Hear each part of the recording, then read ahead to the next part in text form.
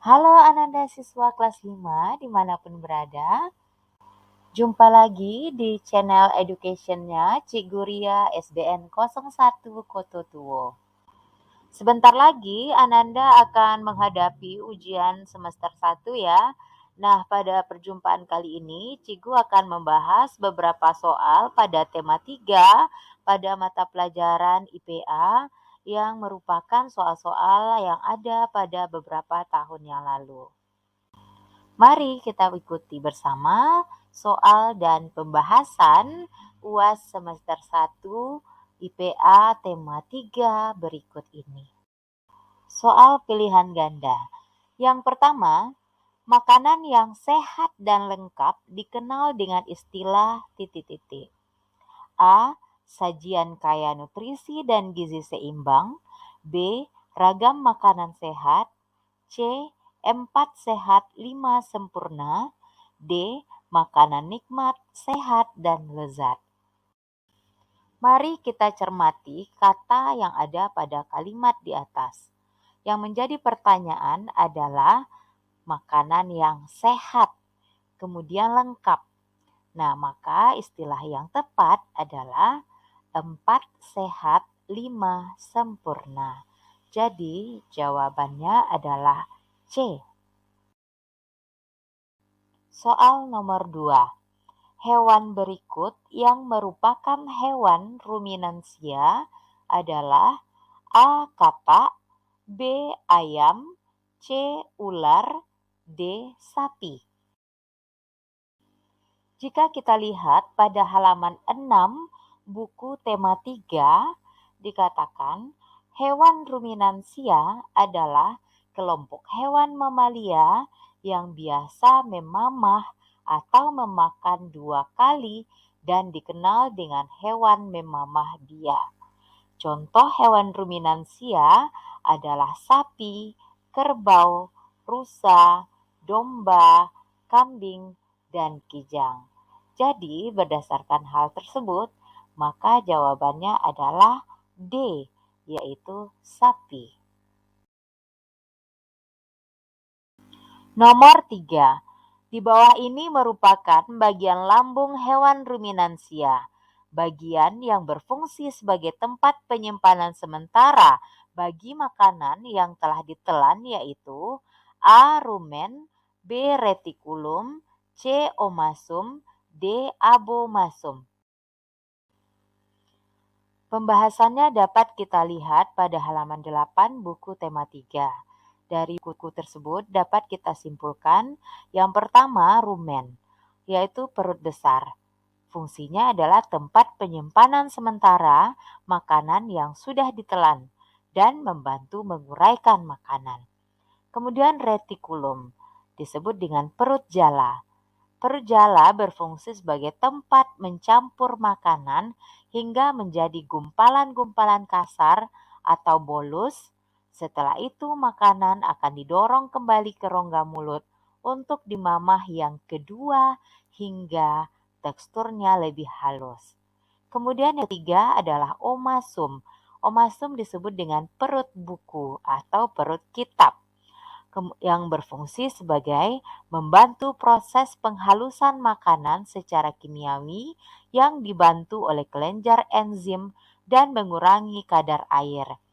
Yang keempat adalah abomasum atau disebut juga dengan perut masam yang berfungsi sebagai mencerna gumpalan makanan melalui enzim dan asam klorida dan sebagai desinfektan bagi bakteri jahat yang masuk bersama makanan. Jadi dengan demikian jawabannya adalah A, yaitu rumen. Nomor 4.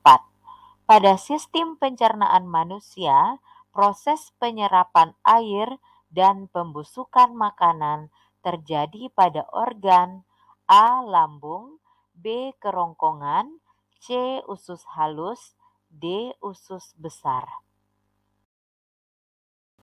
Untuk pembahasannya kita lihat organ-organ apa saja yang membantu pencernaan dan fungsinya masing-masing. Yang pertama mulut. Fungsinya adalah sebagai organ yang bertugas mencerna atau menghaluskan makanan dengan bantuan gigi dan enzim dari air ludah. Yang kedua, kerongkongan, yaitu fungsi sebagai saluran yang menghubungkan mulut dengan lambung. Yang ketiga, lambung, fungsinya sebagai kantung makanan yang mencerna makanan secara mekanik oleh otot lambung dan secara kimiawi oleh enzim. 4. Usus halus, fungsinya mencerna makanan dengan bantuan enzim dan menyerap sari-sari makanan. Yang kelima adalah usus besar. Fungsinya menyerap air yang terdapat pada makanan dan membusukkan makanan oleh bakteri Escherichia coli. Yang keenam atau yang terakhir adalah anus yang fungsinya sebagai tempat pembuangan sisa makanan hasil pencernaan. Jadi jawabannya adalah D, yaitu usus besar. Soal yang kelima. Perhatikan organ pencernaan berikut.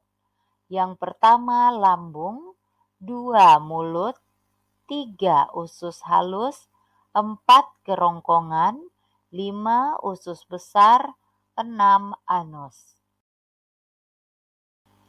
Urutan sistem pencernaan makanan pada manusia yang tepat adalah A. 1, 2, 5, 6, 4, 3. B. 1, 4, 2, 3, 5, 6. C. 2, 4, 1, 3, 5, 6. D. 2, 1, 4, 5, 3, 6. Untuk pembahasannya terdapat pada halaman 36 buku tema 3. Urutan pencernaan atau organ pencernaan pada manusia adalah yang pertama mulut, yang kedua kerongkongan, 3 lambung, 4 usus halus, 5 usus besar, 6 anus. Jadi jawabannya adalah C, yaitu 2, 4, 1, 3, 5, 6. Soal yang keenam. Salah satu gangguan organ pencernaan berupa peradangan di sekitar mulut, berbentuk bercak putih dan terasa perih adalah A. Radang tenggorokan, B. Amandel, C. Sariawan, D. MAH. Jika kita cermati kata kunci pada soal, yang menjadi pertanyaan adalah gangguan organ pencernaan yang terdapat pada mulut. Nah, sekarang kita lihat radang tenggorokan itu terjadi pada tenggorokan. Kemudian amandel itu terjadinya pada tenggorokan juga. Kemudian kita lihat sariawan. Sariawan itu terjadinya pada mulut atau di area sekitar mulut. Kemudian MAH itu terjadi pada organ lambung. Nah, dengan demikian jawabannya adalah C atau sariawan. Soal nomor 7. Penyakit yang disebabkan oleh bakteri Salmonella typhosa yang dibawa oleh lalat dan menyebar di tempat yang dihinggapinya adalah A. Diare, B. Tifus, C. MAH, D. kolera. Mari kita lihat penyebab penyakit masing-masing. Diare disebabkan oleh infeksi virus, rotavirus, atau infeksi bakteri dan parasit. Tifus disebabkan oleh bakteri Salmonella typhosa. MAH disebabkan oleh bakteri yang bersarang di lambung, yaitu Helicobacter pylori yang menyebabkan peradangan pada dinding lambung dan menyebabkan MAH. Kolera disebabkan oleh bakteri Vibrio cholera dan Vibrio eltor yang menyerang usus. Jadi dengan demikian jawabannya adalah B, penyakit tifus. Soal nomor 8. Yang tidak termasuk enzim yang membantu pencernaan pada kelenjar pankreas adalah A. Amilase, B. Lipase, C. Pepsin, D. Tripsin. Berikut adalah pembahasannya.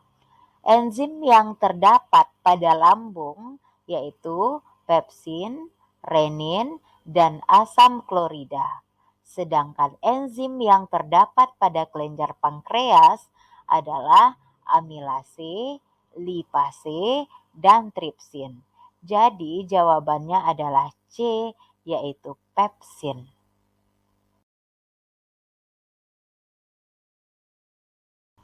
Berikutnya adalah soal nomor 9.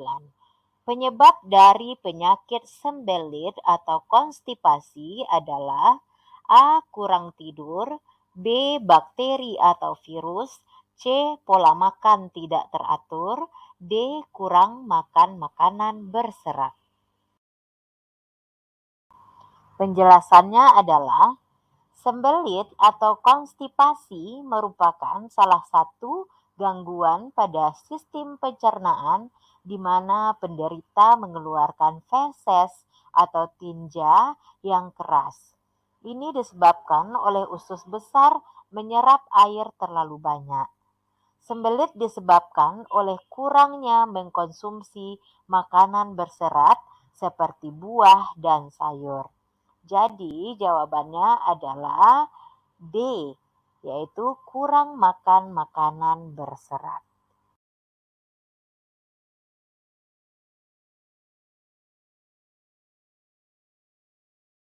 Selanjutnya nomor 10. Berikut hal yang dapat mengganggu pencernaan pada tubuh manusia adalah A. Makan yang tidak teratur, B. Rajin makan buah, C. Mencuci tangan sebelum makan, D. Makan sayuran yang berserat.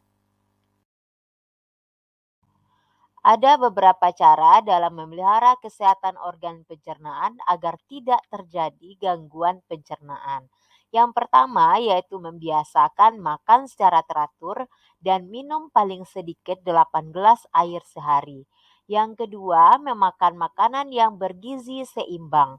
Yang ketiga, menjaga kebersihan lingkungan. Empat, membiasakan mencuci tangan dengan sabun sebelum dan sesudah makan.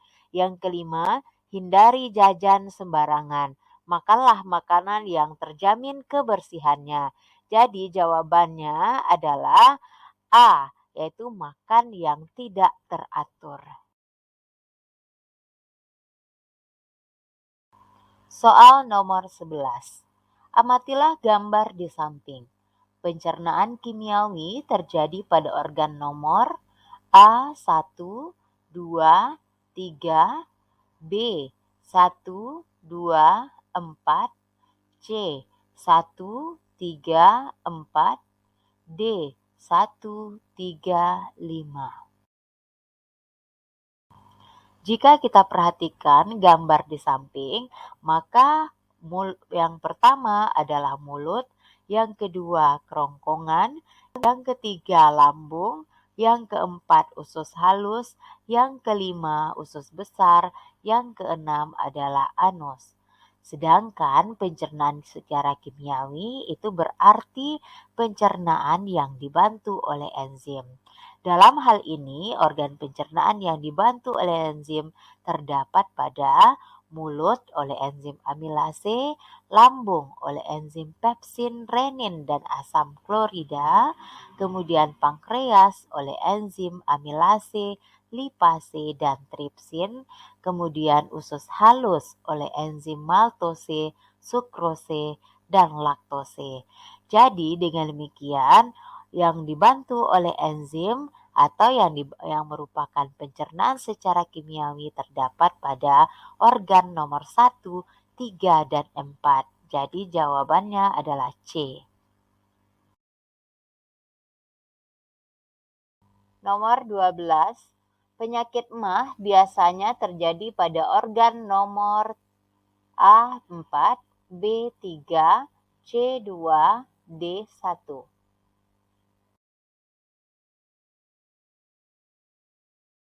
Sekarang kita perhatikan organ yang ada pada gambar tersebut. Organ nomor 1 itu adalah mulut, yang kedua adalah kerongkongan, yang ketiga lambung, yang keempat usus halus, yang kelima usus besar, yang keenam anus. Nah, penyakit emah terjadi pada lambung, yaitu pada organ nomor 3. Jadi jawabannya adalah B. Berikutnya adalah soal isian. Nomor 13. Pada pencernaan sapi, sisa makanan akan dikeluarkan melalui titik-titik. Untuk penjelasannya dapat kita lihat pada halaman 7 sampai 8 buku tema 3. Proses pencernaan pada sapi bermula pada mulut, di mana di mulut terdapat gigi, lidah, dan saliva. Saliva merupakan cairan atau enzim yang dihasilkan kelenjar khusus pada sapi yang berperan dalam proses pencernaan kimiawi. Kemudian selanjutnya adalah kerongkongan. Kerongkongan sapi berbentuk pendek, lebar, dan berdinding tipis. Selanjutnya, perut atau lambung. Pada lambung terdapat 4 bagian, yaitu rumen, retikulum, omasum, dan abomasum. Nah, kemudian adalah usus halus.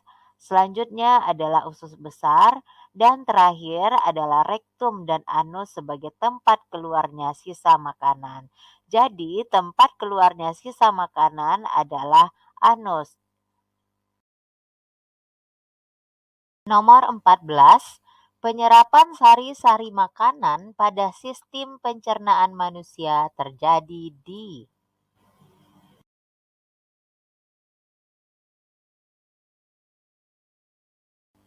Pada soal nomor 4, kita sudah membahas organ pencernaan manusia dan fungsinya. Organ pencernaan manusia yang berfungsi menyerap sari-sari makanan adalah usus halus. Pada usus halus ada 3 jenis usus, yaitu usus 12 jari, usus kosong, dan usus penyerap.